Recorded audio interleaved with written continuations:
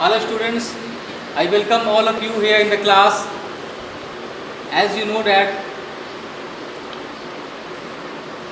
this is your English class here, and I will tell you some very important topic of the grammar here, which is a tense, so-called tense, which is really an unknown thing for all the students. आज मैं आपको English class के अंतर्गत, English grammar class के अंतर्गत आप लोगों को टेंस के बारे में बताऊंगा, जिसके बारे में अक्सर स्टूडेंट जो है वो या तो कभी टेंस को बहुत देर से पढ़ता है, या उसको पूरी तरह से नहीं पढ़ पाता, या उसके जो बेसिक्स जो कुछ रूल्स है उसको जान के ही उसके डीप में नहीं जा पाता। इसलिए टेंस का जो नॉलेज है उसको कई बार लेना पड़ता है, उसको कई क्लासेस में टेंस को पढ़ना पड़ता है। उसके बाद भी अक्सर ऐसा देखा गया है कि उसका जो टेंस है इनकम्प्लीट रह जाता है, या उसको पूछने की आवश्यकता पड़ती है, बार बार वो टेंस पढ़ता है। आखिर क्या वो ऐसा करता है, क्या वो किस जगह वो चूक कर देता है, क्या वो समझ नहीं पाता सही से, इसके बारे में आज हम लोग थोड़ा सा चर्चा करेंगे। देखिए, इसमें एक बात ये है, बहुत सारे टेंसेस के क्लासेस चले हैं, टेंस को बहुत ढंग से पढ़ाया गया है, कई रूपों में पढ़ाया गया है, इसको कई तरह से पढ़ाया गया है। लेकिन मैं आपको एक बात बता दूं कि जिस तरह से किसी भी काम का कोई शॉर्टकट नहीं होता, उसी तरह से हम टेंस को 5 मिनट में या 10 मिनट या आधे घंटे में नहीं पढ़ सकते हैं। This is the fact about the tense.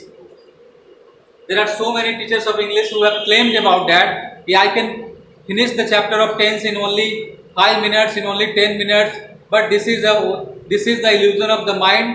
Yeah, you can say that this is the variation of the mind. Nobody can finish this chapter within 5 minutes or 10 minutes, because we have to go through the very extensive form of the tense when we read the chapter of tense.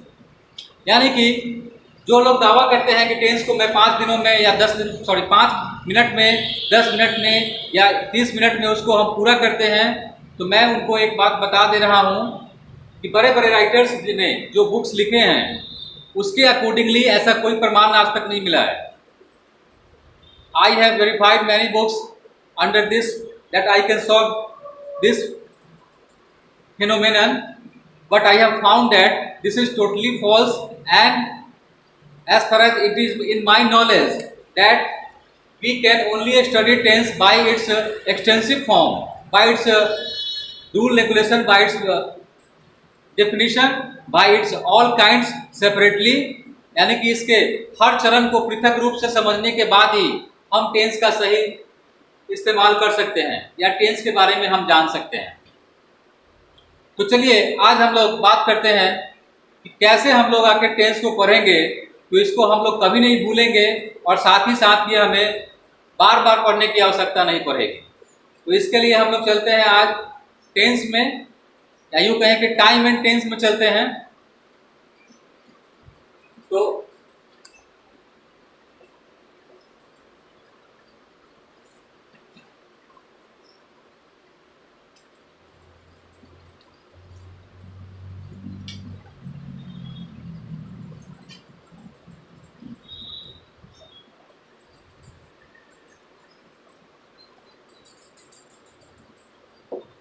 first of all, I would like to clear about the time and tense. What is time and what is tense? Time and tense both are the different thing. दोनों अलग अलग चीजें होती हैं। Time का मतलब होता है समय, और टेंस का मतलब होता है काल। यहाँ पे कुछ बच्चे हो सकता है कंफ्यूज हो जाएंगे कि काल और समय दोनों तो एक ही बात है, बट टाइम कभी भी हो सकता है। टाइम का मतलब हो सकता है कि कभी भी दिन के किसी भी समय में, लेकिन काल का मतलब ये होता है कि अगर हम किसी विशेष काल में हैं तो हमें उसी में रहना है। लेकिन समय जो होता है वो हर एक दिन में कई बार समय बदल जाते हैं, लेकिन काल जो है वो बार बार नहीं बदलता है। थोड़ा सा इसको हम डिफाइन करके बताते हैं।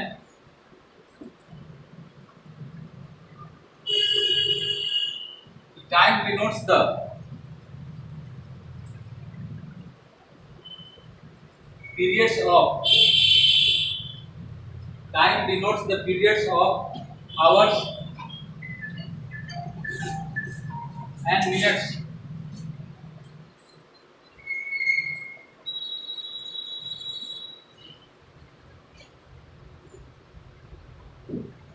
With days and months.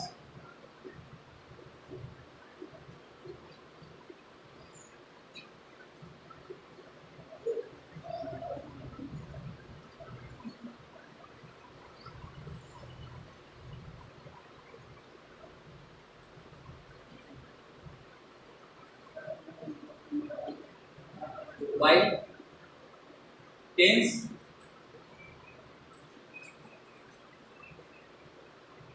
denotes the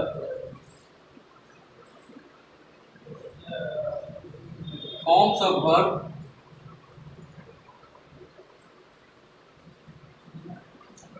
while tense denotes the forms of verb used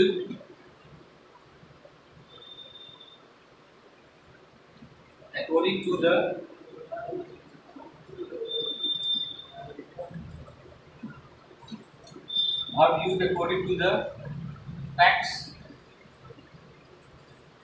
and happenings.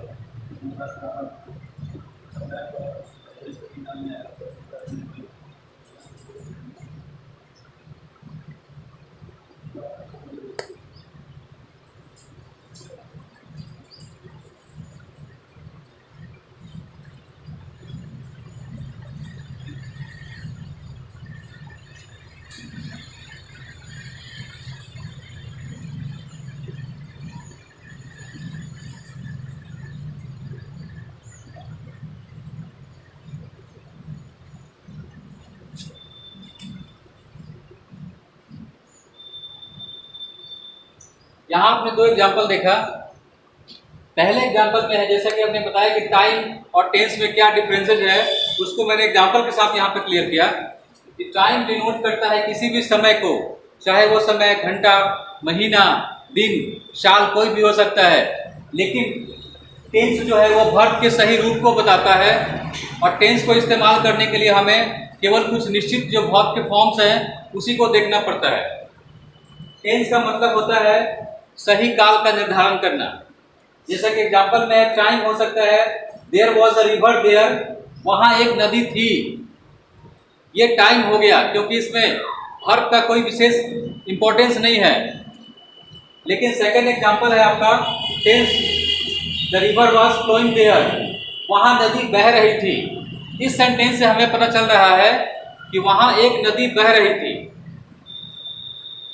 मतलब ये कि इसमें वर्ब का फॉर्म्स है देयर वाज ए रिवर, ऊपर टाइम हो गया और the river was flowing, verb का आईएनजी भी लगा हुआ है और इसमें वाज भी लगा हुआ है। तो दैट मीन्स कि नीचे वाला ये टेंस का सेंटेंस हुआ और ऊपर वाला टाइम हो गया। तो यहाँ पे समझ सकते हैं टाइम और टेंस दोनों में क्या विविधता है। अब चलते हैं हम लोग इसके बाद इसके एक्चुअल, इस दोनों का कंक्लूजन करने के बाद हम इसके एक्चुअल डिफिनेशन की ओर चलते हैं कि क्या इसका एक्चुअल डिफिनेशन होना चाहिए।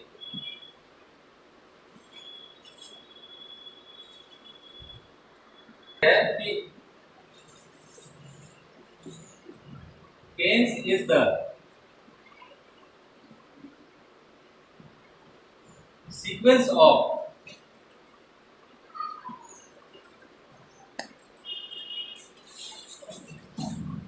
Tense is the sequence of accurate forms of verbs. Tense is the sequence of accurate forms of verbs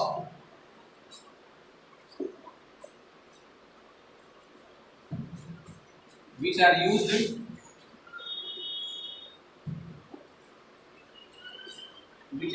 according to the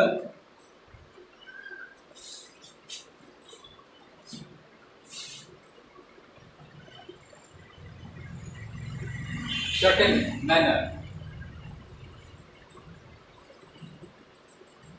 which are used according to the certain manners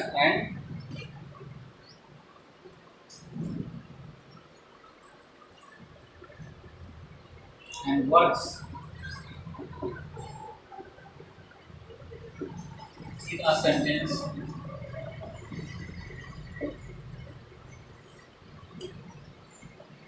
मतलब ये कि tense को अगर हम लोग जब पढ़ते हैं तो उसमें टेंस को जानने के लिए हमें वर्ब्स के फॉर्म को बिना जाने हुए हम टेंस को नहीं जान सकते। यानी कि क्रिया के सही रूप का इस्तेमाल करना, उसके सही अवस्था में, यानी कि क्रिया के सही अवस्था में उसका इस्तेमाल करना ही टेंस कहलाता है। और ये तीन होते हैं, जैसा कि आप लोग जानते हैं कि टेंस को हम लोग तीन भागों में बांटते हैं।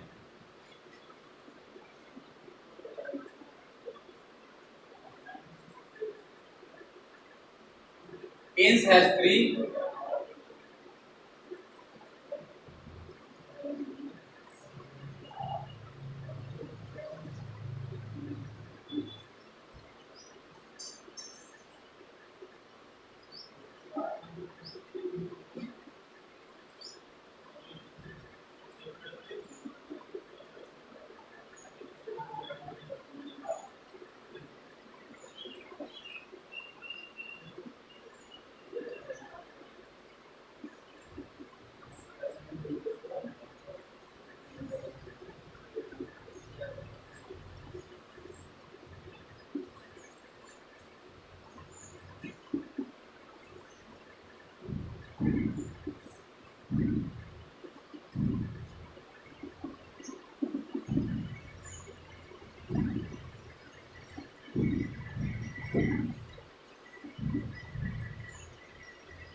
जैसे कि आपने देखा कि टेंस है main three parts, present tense, past tense, future tense. इसी तीन श्रेणी में हम लोग टेंस को बांटते हैं। ये बहुत ही कॉमन है, मेरे ख्याल से सभी स्टूडेंट्स इसको जानते होंगे कम से कम, कि टेंस को तीन भागों में बांटा जाता है, प्रेजेंट, पास्ट और फ्यूचर। प्रेजेंट कहने का मतलब ये हुआ कि अगर हम प्रेजेंट में हैं तो केवल प्रेजेंट कह देने से हम लोग प्रेजेंट के सारी बातों को नहीं समझ लेते हैं, बल्कि उसके लिए हमें प्रेजेंट का जो जितने सारे उसके फैक्ट हैं उसको जानना पड़ता है कि कब हम प्रेजेंट टेंस में होते हैं। कई बार हम प्रेजेंट टेंस के ही कई चरणों से गुजर रहे होते हैं और उसको सही रूप से पूरी तरह से व्याख्या करने के लिए हमें इसका जो डिवीजन होता है, यानी कि जो श्रेणी उसको बांटा जाता है, उसमें जाना पड़ता है और तब हमें जाके प्रेजेंट टेंस का सही रूप हमें पता चलता है कि हाँ, अगर हम प्रेजेंट टेंस में भी हैं तो कई स्वरूप में हैं। इसके लिए हम एक यहाँ पे डिवीजन करते हैं प्रेजेंट टेंस का। स्पेशली अगर हम प्रेजेंट टेंस की ही बात करें तो एक ही प्रेजेंट टेंस के चार अलग अलग भाग हो सकते हैं, जो कि ये मुख्य रूप से ये हैं।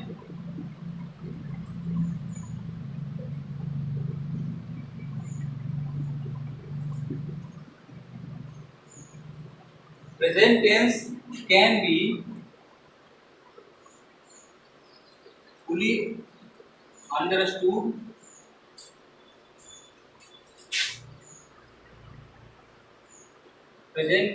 be fully understood with the help of its four branches. With the help of its four branches,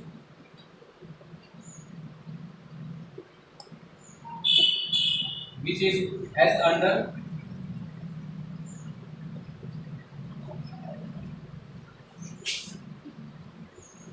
first are present indefinite,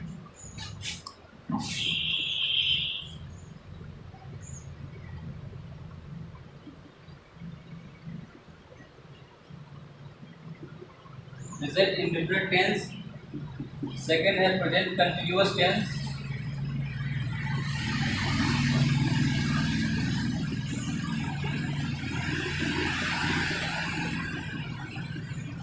third है प्रेजेंट परफेक्ट टेंस,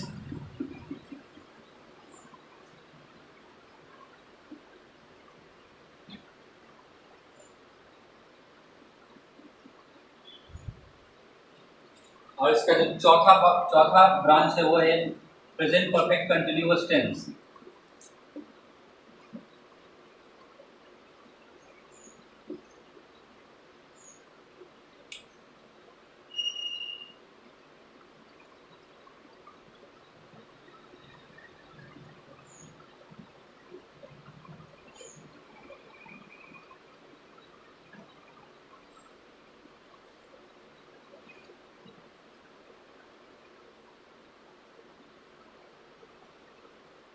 चार प्रकार से इसको डिवाइड किया गया है और यही आप लोग को जो है ना टेंस के बारे में समुचित रूप से आपको इसका जो वेरिएशन है वो बताता है कि कैसे हम लोग इस चार पार्ट को समझते हैं। अब जैसे कि मान लीजिए कि हम आपको बताते हैं कि आज का दिन है और आज का दिन ही कई भागों से होकर गुजर सकता है।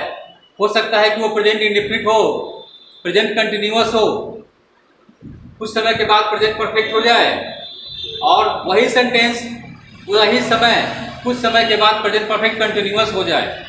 यानी कि अगर एक दिन की बात करें तो वो समय प्रेजेंट टेंस हो सकता है, वही समय कुछ समय के बाद पास्ट भी हो सकता है, और अगर कुछ समय और की बात करें की जाए तो हो सकता है कि वो फ्यूचर में भी उसकी बात, अगर उसके आने वाले समय की बात करें तो वही समय फ्यूचर भी हो सकता है। जैसे कि अगर हम अभी सुबह के 11 बजे अगर हम लोग बात कर रहे हैं तो ये वर्तमान का समय हुआ। मतलब ये कि इसके पहले का समय जो कि बीत गया उसको हम पास्ट का रूप दे देते हैं, तो इससे पहले जो भी घटनाएं हुई वो सारे पास्ट में चली गई। और अगर 11 बजे से लेकर अब तक जो भी हम लोग बात कर रहे हैं वो सारे प्रेजेंट इंडेफिनिट में आएंगे, प्रेजेंट कंटिन्यूअस में आएंगे, प्रेजेंट परफेक्ट में आएंगे और प्रेजेंट परफेक्ट कंटिन्यूअस में आएंगे। लेकिन हाँ, ये सब तब जब हम लोग उसके बारे में बात कर रहे होंगे तभी तक का मैटर है। जैसे ही बात को हमने स्टॉप किया और हम चले गए 2 घंटे के बाद अगर इसी चीज को हम फिर से जानना चाहेंगे तो हो सकता है कि हमारा काल बदल गया होगा, उस समय हम किसी और टेंस में चले गए होंगे। अब जैसे मैंने किसी को 11 बजे इंग्लिश पढ़ाया तो पढ़ाने का जो टाइम है 11 बजे, उस समय तक तो ये प्रेजेंट में था। लेकिन अगर शाम में मुझसे कोई अगर ये पूछे कि आपने 11 बजे क्या पढ़ाया, तब मैं क्या प्रेजेंट टेंस में ही इसको जवाब दूंगा? नहीं, मैं उस समय इस बात को पास्ट में जाकर जवाब दूंगा। और अगर सुबह ही कोई क्वेश्चन मुझसे ये पूछता कि आज आप क्लास में क्या पढ़ाने जा रहे हैं, तो शायद मैं इस क्वेश्चन का जवाब फ्यूचर में देता उस समय, क्योंकि उस समय ना तो 11 बजे थे, उस समय सुबह 7 बजे थे और ना ही मैं क्लास में पढ़ाया था। तो एक ही दिन में एक ही टाइम में मैंने देखा कि किस तरह से हमने 3 अलग अलग टेंस को फॉलो किया। तो यही बात, बस छोटी सी बात समझने की है और हम टेंस को अच्छी तरह समझ जाते हैं। तो ये बात आपके दिमाग में आ चुका है कि एक जो समय होता है वो चारों भाग में बंटता है। प्रेजेंट टेंस प्रेजेंट इंडेफिनिट में बटेगा, प्रेजेंट कंटिन्यूअस में बटेगा, प्रेजेंट परफेक्ट में जाएगा और प्रेजेंट परफेक्ट कंटिन्यूअस में जाएगा। उसी तरह से पास्ट का भी जो मैटर होगा वो इन चारों से होकर गुजरेगा और सबके 4 ब्रांच होते हैं। इसी तरह से जैसा कि प्रेजेंट में आपने देखा, सेम उसी तरह पास्ट में भी होता है और उसी तरह की प्रक्रिया फ्यूचर में भी दोहरा जाएगी। तो that is very easy to understand. इसको समझना काफी आसान है अगर आप केवल एक टेंस को फॉलो करते हैं, क्योंकि जिस तरह की प्रकृति प्रेजेंट इंडेफिनिट की है उसी तरह की प्रकृति पास्ट में जाने के बाद समझिए कि पास्ट इंडेफिनिट की हो जाती है और फ्यूचर में अगर जाते हैं तो फ्यूचर इंडेफिनिट की हो जाती है। इसको जरा हम लोग क्लियर करेंगे पहले एक प्रेजेंट टेंस से। ये प्रेजेंट इंडेफिनिट टेंस है, मतलब इसका हिंदी हुआ कि वर्तमान अनिश्चित काल। इंडेफिनिट यानी कि जो डिफिनिट नहीं है, जो अनिश्चित है और वर्तमान में भी है, तो उसको हम लोग वर्तमान अनिश्चित काल कहा जाता है। अब जैसे कि मान लीजिए कि हम एक सेंटेंस आपको बोल रहे हैं कि मैं क्रिकेट खेलता हूँ, तो ये तो फैक्ट है कि मैं क्रिकेट खेलता हूँ, लेकिन मेरे खेलने का टाइम फिक्स नहीं है। There is no fixation of my playing time.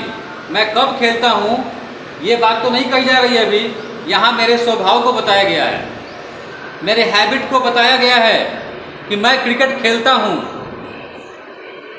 तो आप तो ये जान रहे हैं कि मैं क्रिकेट खेलता हूँ, लेकिन इसमें समय का कोई सरोकार नहीं दिया हुआ है।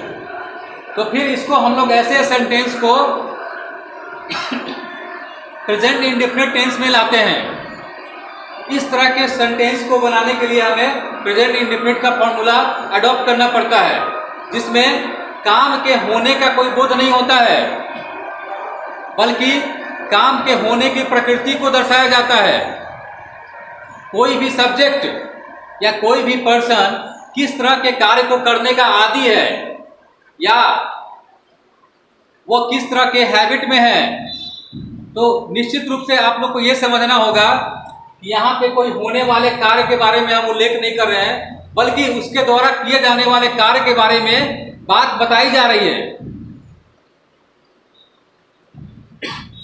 जैसे सूर्य पूरब में निकलता है, तो हम सभी लोग रोजाना देखते हैं कि सूर्य निकलते हैं और सूर्य उदय होते हैं। काम भी हो रहा है उनका सूर्य निकलने का, सूर्य निकलते हैं और हम लोग उसको देखते हैं। यहाँ पे काम होने की बात नहीं कर रहे हैं, बल्कि उनके स्वभाव की चर्चा कर रहे हैं कि हम लोग रोज होने वाले घटना के बारे में बता रहे हैं, एक्सप्लेन कर रहे हैं। सूर्य निकलता है, बच्चे पढ़ते हैं, शिक्षक पढ़ाते हैं। तो जब इस प्रकृति के बारे में, उनके जो स्वभाव के बारे में अगर चर्चा करेंगे, तो यहाँ ये अनिश्चित हुआ, काल अनिश्चित है। मतलब ये बात तो है कि वो पढ़ाते हैं, लेकिन हम उसके बारे में, टाइमिंग के बारे में हमें पता नहीं है। इसीलिए इसका नाम दिया गया है प्रेजेंट इंडेफिनिट टेंस, यानी कि वर्तमान अनिश्चित काल। इसके एग्जाम्पल्स, इसके 2-3 एग्जाम्पल्स आप देख सकते हैं यहाँ पे।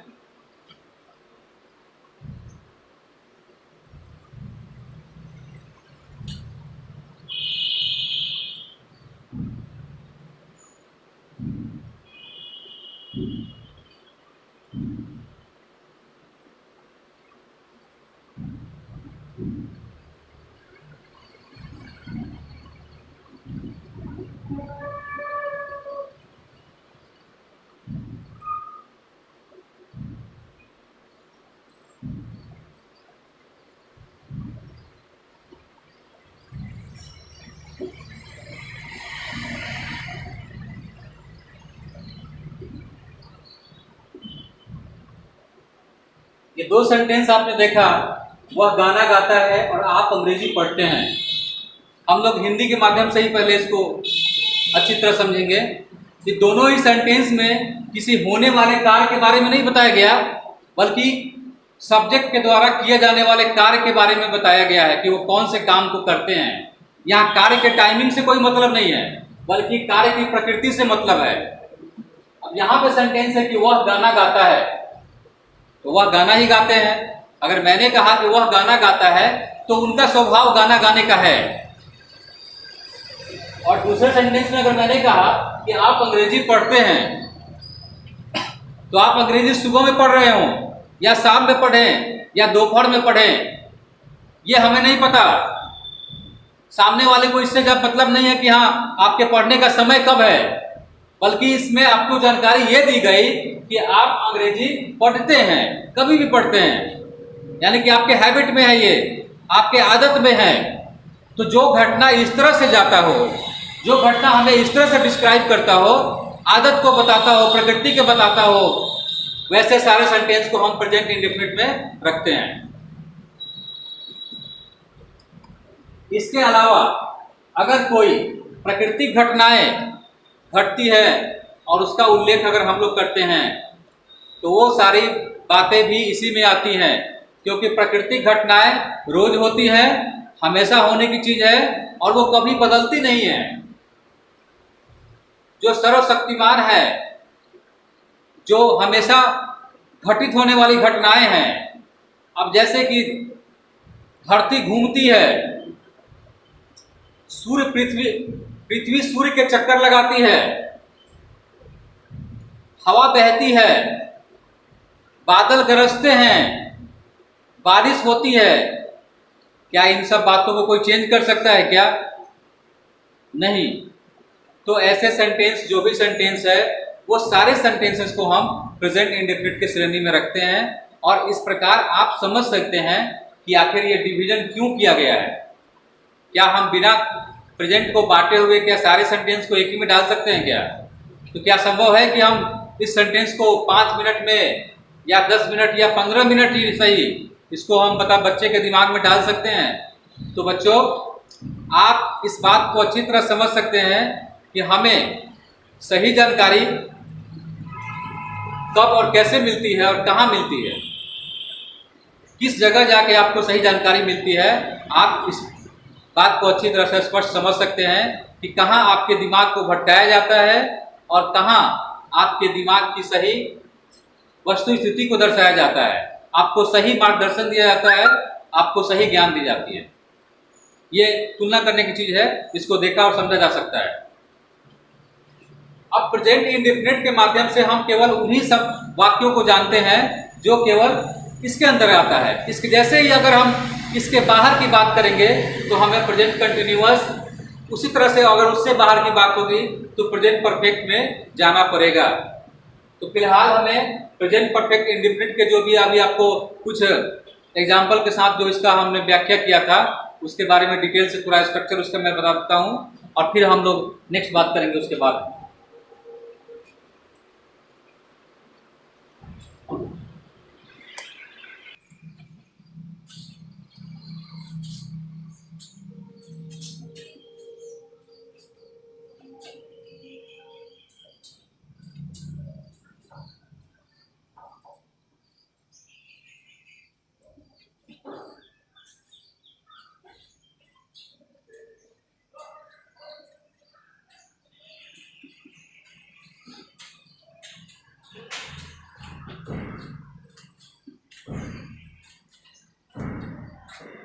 टू ट्रांसलेट, अब हम लोग चलते हैं स्ट्रक्चर पे।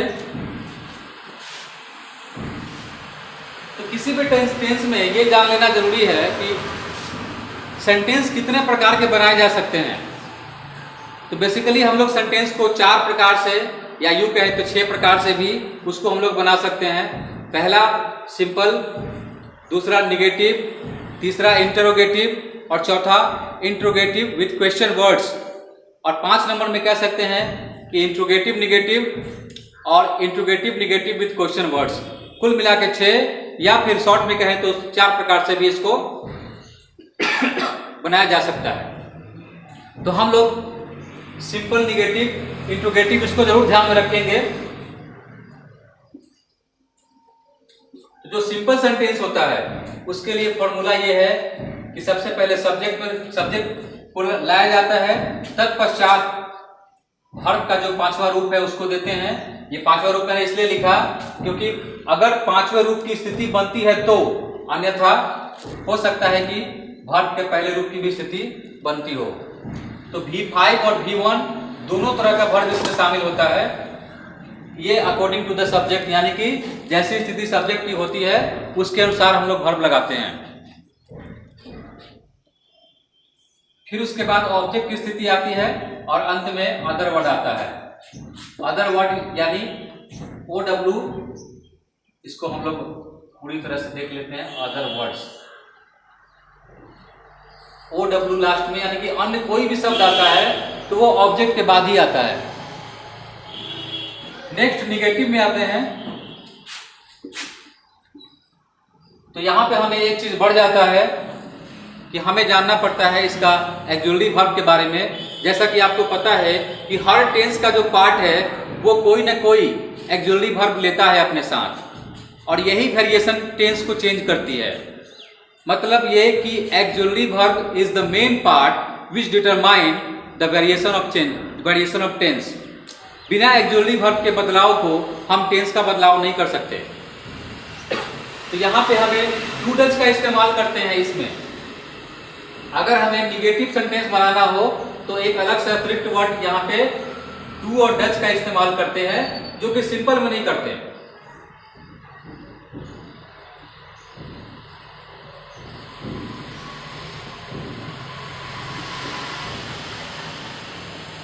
कई बच्चे इंग्लिश मीडियम के होते हैं, तो कुछ बच्चे हिंदी मीडियम से पढ़ते हैं। जो हिंदी मीडियम से पढ़ते हैं उनके लिए हिंदी का सेंटेंस का पहचान होता है, और इंग्लिश मीडियम के जो बच्चे जिनको हिंदी नहीं पढ़ाया जाता उनके लिए यही एक्जुलरी वर्ब जो होता है पहचान का काम करते हैं।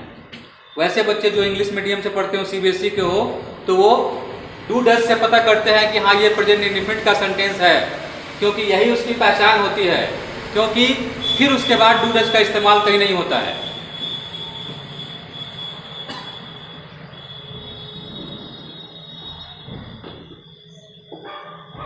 इस तरह आपने फिर देखा कि नेगेटिव में वो डू डज का इस्तेमाल करेंगे।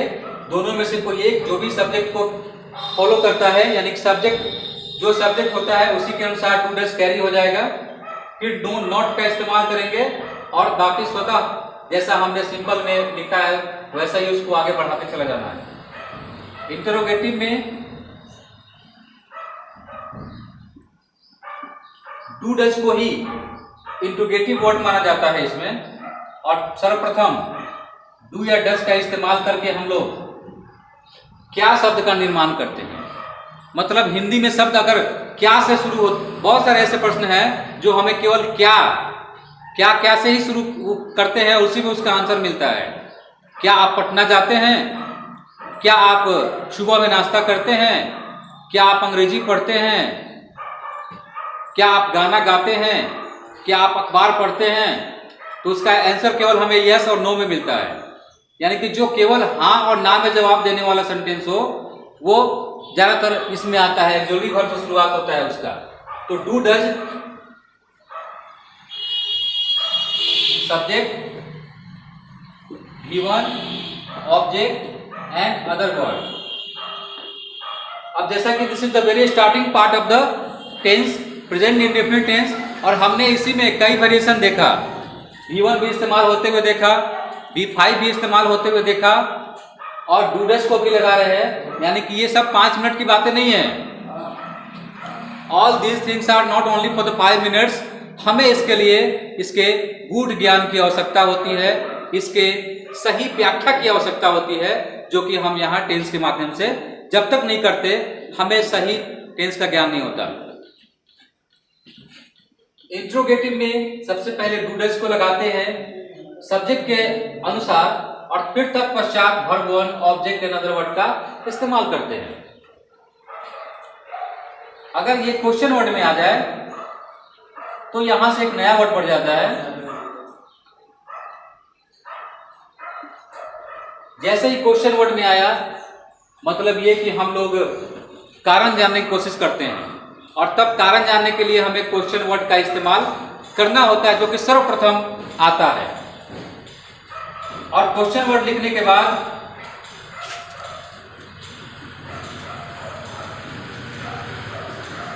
सर्वप्रथम अंग्रेजी में अनुवाद करते समय क्वेश्चन वर्ड का ही इस्तेमाल करना पड़ता है, जो कि कुछ निश्चित हैं। फिर उसके बाद डू डज का इस्तेमाल करते हैं,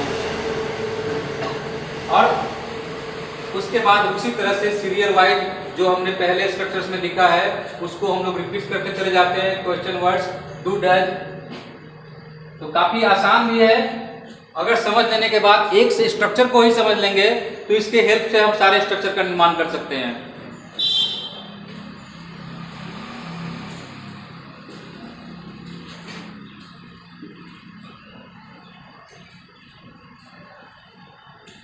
हमने देखा है इसमें कि कुछ बच्चे ऐसे होते हैं जो एक स्ट्रक्चर फॉलो करने के बाद वो बाकी सारे स्ट्रक्चर अपने आप ही फॉलो कर लेते हैं। जिन बच्चों के दिमाग में टेंस का कॉन्सेप्ट आ जाता है सही से, वो एक स्ट्रक्चर मिलने के बाद बाकी का स्ट्रक्चर अपने आप ही फॉलो कर लेते हैं। उसको टीचर के बोर्ड पे बताने से पहले ही वो पूरा फिनिश करके बैठ जाता है। तो स्टूडेंट्स, आज की क्लास में आपको यहाँ तक बताया गया है। इसके बाद का जो भी प्रेजेंट टेंस का जो भी बचा हुआ जो पार्ट है, remaining part of the present tense will be taught in the next classes. और उम्मीद है कि आप लोग आज के क्लास में इसको पूरी अच्छी तरह से समझ चुके होंगे, और इसके बाद फिर अगला जो टेंस का नंबर है उसको जानने के लिए हम लोग अगले क्लास की प्रतीक्षा करेंगे। हम लोग नेक्स्ट क्लास का वेट करेंगे। तब तक के लिए आपको मेरे तरफ से यहाँ क्लास करने का बहुत ही बड़ा धन्यवाद व्यक्त करते हैं। और आज इस क्लास में आप लोग इस वीडियो के मार्फत से इस कॉन्सेप्ट को समझे कि नहीं, इसको भी क्लियर करेंगे नेक्स्ट क्लास में। Okay, thank you.